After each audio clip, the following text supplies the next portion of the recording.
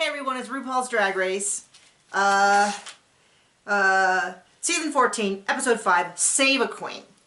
Right off the bat, sorry I'm late. I didn't get even I forgot it was even Friday. We are fostering a puppy dog, and that is taking up a lot of energy.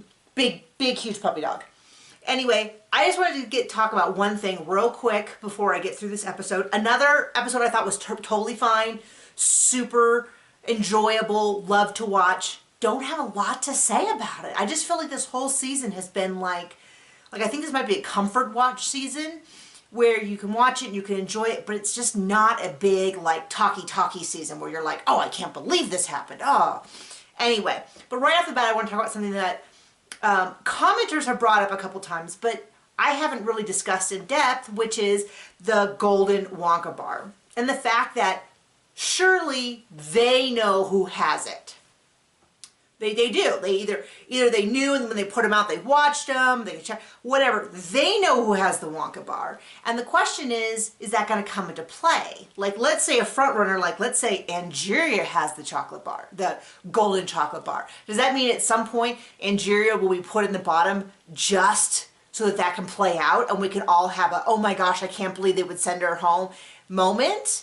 What if not, if it's someone who kind of has already been in the bottom a couple times, I don't want to pick names, but someone who we think is sort of a filler queen, as they say, although I would never consider any of the queens to be filler queens because I enjoy all of them, which this episode proved. Excuse me? Do they try to get that person out early so that they can get the redemption so they can get back in so that then they can get them out a second time, as opposed to someone sneaking into the top three because, you know, anything. So what are your thoughts with that? Do you think that there's going to be shenanigans at some point so that the golden chocolate bar comes into play? Because if it's someone who sails through the whole season never in the bottom, and we find at the finale they had one of the golden chocolate bars, I feel like production would consider that a waste. I don't know. I don't know what the rules are, or whether that's even just the fact that they knew if it would play into it. I'd love to see that, because that would prove to me that they weren't manipulating the situation, because it was sort of a non-issue. Anyway, we open up with the episode, everybody saying goodbye. Carrie, Lady Camden, and Cornbread are all feeling the need to step up.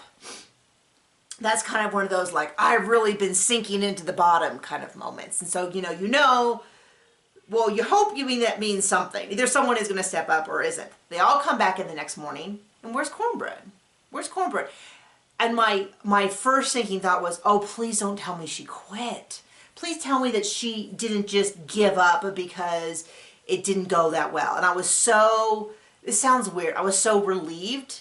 That's kind of a jerky way to put it. But it was like, oh, good, her heart didn't give out. Unfortunately, her ankle did. So I guess she rolled her ankle. They showed her in a full boot up to her knee. And so, it certainly seems like this was not an excuse. It was weird because every other time someone's left because of an injury, we've seen the injury, we've seen them suffering, they've been like, I'm gonna stay, and then RuPaul's like, sorry lady, you're out of here. They do a little video, she does do a video goodbye, she says some very nice things to people, she really lays it out with Jasmine, like, hey, no hard feelings. I know you're a great person. It's going to be great. So like really left, I thought, on a good note. I hope we see Cornbread again. I enjoyed Cornbread. There you go. So then they break people into teams with a silly little mini game.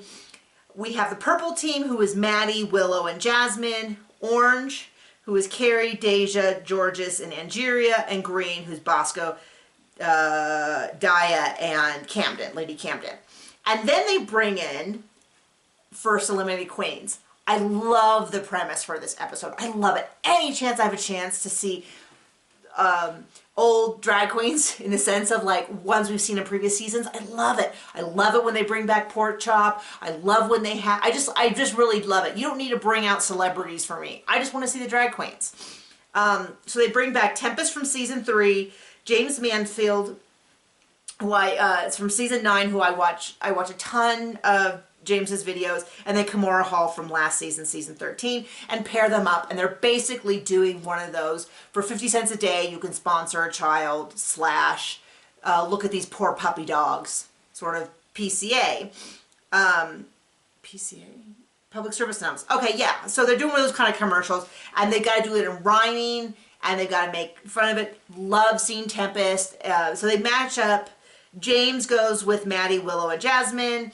Tempest goes with Carrie, Deja, Georges, and Angeria, and then Kimora is with Bosco, Daya, and Camden. Sorry, it's hard to read my writing.